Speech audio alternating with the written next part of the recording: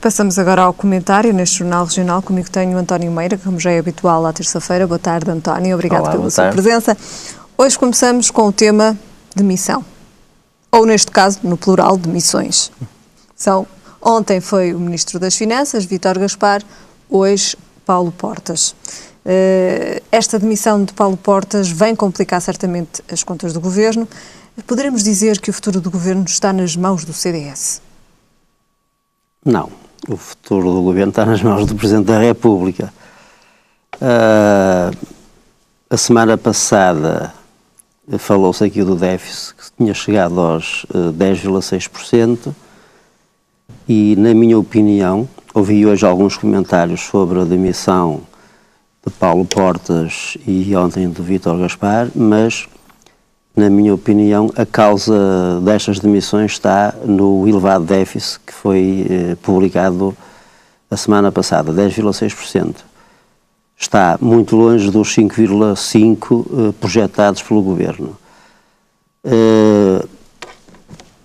Na minha opinião também, o Governo começou a verificar que não tinha hipótese de cumprir os 5,5%, nem 6,5%, nem 7,5% até ao final do ano. Que era aquilo que estava previsto. E tiveram que engendrar internamente, nos bastidores, como se costuma dizer, uma forma de saírem sem ser o Primeiro-Ministro a demitir-se.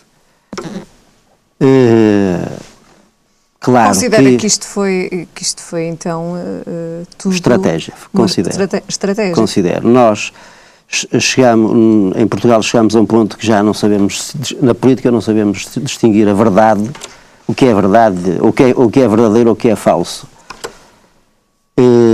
Mas para mim isto é uma estratégia que começa pela demissão de Vítor Gaspar.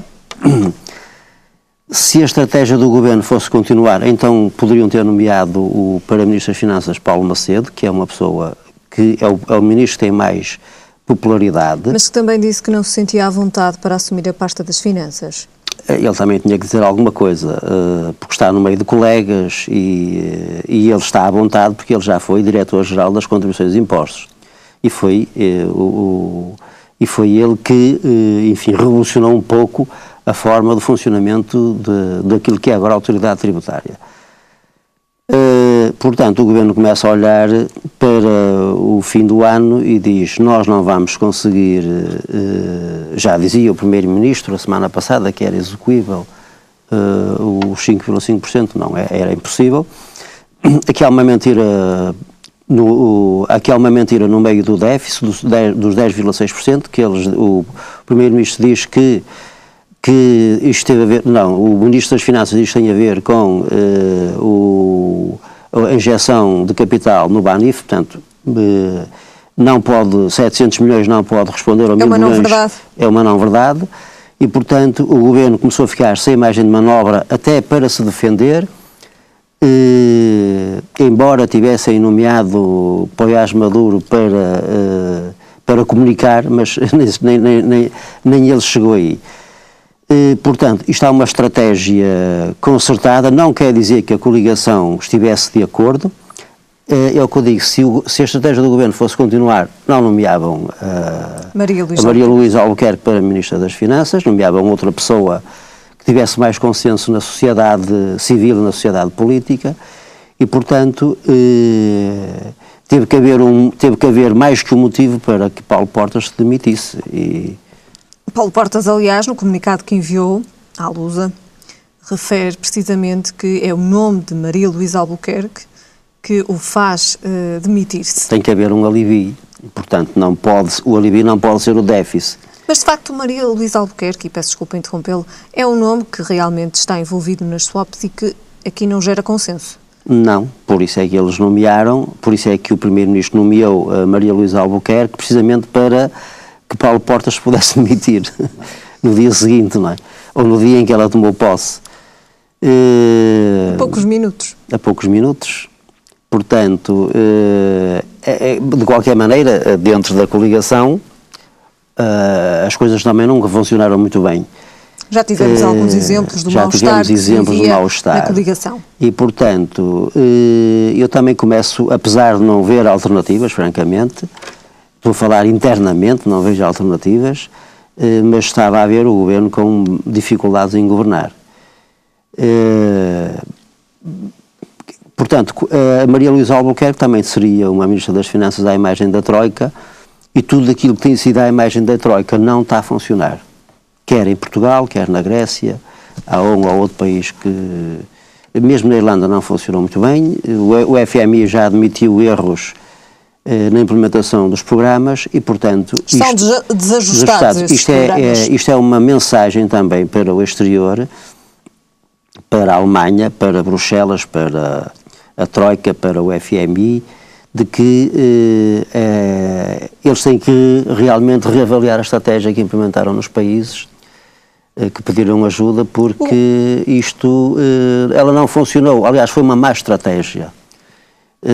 Funcionou ao contrário. O que falhou nestas estratégias? Nesta estratégia, o que falhou foi o período em que a Troika exige que se cumpram as metas. Que o país tenha a cumprir as metas. Portanto, é um período muito curto. Esse período exigiu de medidas impopulares deste governo e do anterior também, e, portanto, o resultado que nós podemos analisar e já avaliar é o excesso de desemprego, a falta de consumo, porque o que gera emprego é o consumo, e também o consumo interno. O consumo interno de produtos produzidos internamente, não tem que ser só de produtos importados. Portanto, há um elevado número de desemprego, que baixou ligeiramente este mês. De 17,8 para 17,6. Mas isso é temporário. Também estamos a falar do período sazonal, não é? Período sazonal, mas de qualquer maneira é estranho, porque a hotelaria no Algarve diz que não consegue requisitar funcionários, é estranho. Foram apenas 0,2 também. Sim. E portanto, a Troika tem que reavaliar toda a situação. Repensar estes planos estratégicos. Tem que repensar tudo. António, poderemos estar na iminência de eleições antecipadas? Poderíamos estar na iminência de eleições antecipadas. Já se fala em que elas sejam no mesmo dia das eleições autárquicas, só que isso não vai resolver o problema ao nosso país. Mas acredita mesmo que vamos ter eleições antecipadas? Neste momento a saída para Portugal são eleições antecipadas? Está nas mãos do Presidente da República. As soluções não são... o Presidente pode nomear um governo minoritário, pode nomear outra coligação com outras pessoas, um governo com coligação com outras pessoas, pode dissolver a Assembleia da República, pode convocar eleições antecipadas. Qualquer solução, sempre com a Troika em cima, não vai resolver o problema ao nosso país. Portanto, o José Seguro, líder do Partido Socialista, tem um discurso interno e tem um discurso externo. Não sei se as pessoas sabem isto, mas ele tem um discurso para o eleitorado português e para as instituições que nos emprestam dinheiro tem outro discurso. E, portanto, também se houvesse eleições há 6 meses atrás, iríamos continuar com o mesmo problema, porque a Troika e a Alemanha não iriam permitir a alteração dos programas estabelecidos. A não ser que ele tivesse uma forma de negociação diferente do atual governo, mas não creio, porque quem está a impor as regras é o exterior e não o nosso governo. Mas, portanto, seja o governo que sair de eleições ou não... As nossas alternativas são poucas. Não são nenhumas. Não são nenhumas as alternativas. Não temos alternativas. Nós estamos nas mãos das instituições que intervieram no nosso país e estamos nas mãos dos investidores. Portanto, só com eles é que podemos negociar. Portanto, qualquer governo que saia, de eleições ou não temos qualquer alternativa. Estas demissões a que assistimos nestes 2 dias podem, de facto, também fazer com que haja reações negativas dos investidores a Portugal? Podem, nunca sabemos como é que os mercados funcionam. Ontem, na demissão de Vítor Gaspar, os mercados não reagiram. Perdão, os mercados não reagiram. Hoje já reagiram à demissão de Paulo Portas, portanto já é uma demissão, não é que uma tenha mais peso do que outra, mas duas demissões quase em simultâneo provoca rupturas no governo. E Paulo Portas queria passar a número 2. Mesmo que seja tudo com a estratégia política... Que já falou aqui. Que já falei.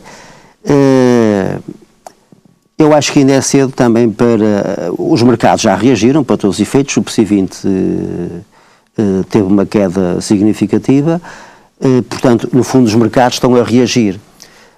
Agora dizer se os mercados, aqueles mercados que normalmente estão a emprestar ou a financiar os países, acho que Portugal também não tem peso na economia europeia suficiente em que os mercados possam pressionar muito. De qualquer maneira, é uma oportunidade para os mercados pressionar e fazer subir os yields da dívida pública, por exemplo, não é? E isto, se tivermos depois então o anúncio de eleições antecipadas, aí muita coisa também se irá alterar. Relativamente à Troika, como é que a Troika poderá encarar estas demissões? Isto irá de alguma forma mudar alguma coisa? É assim, as instituições estão habituadas a lidar com A, com B ou com C, portanto, já houve eleições em Itália, houve eleições na Grécia, houve eleições em França. Claro que em França foram eleições naturais, em Itália não foram, na Grécia também não. Em Portugal pode acontecer a mesma coisa. Portanto, as troicas estão habituadas a lidar com estas situações. Portugal não é um caso... Não é uma exceção? Não é uma exceção em que a troika não consiga lidar com esta situação. Portanto, não parece que aí seja um problema. O governo que entrar terá que negociar com a troika.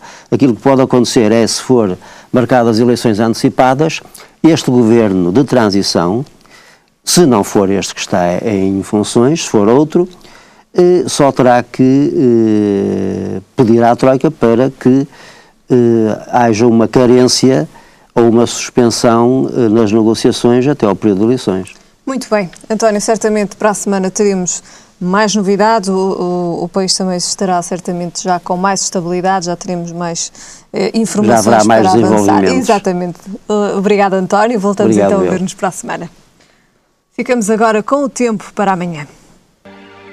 E em todo o país é esperado céu limpo. Quanto a temperaturas, o Porto espera uma máxima de 25 graus e uma mínima de 14. Em Lisboa a máxima será de 31 graus e a mínima de 16. E em Faro a máxima será de 28 graus e a mínima de 19.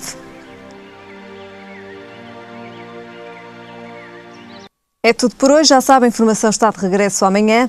Até lá, fique bem.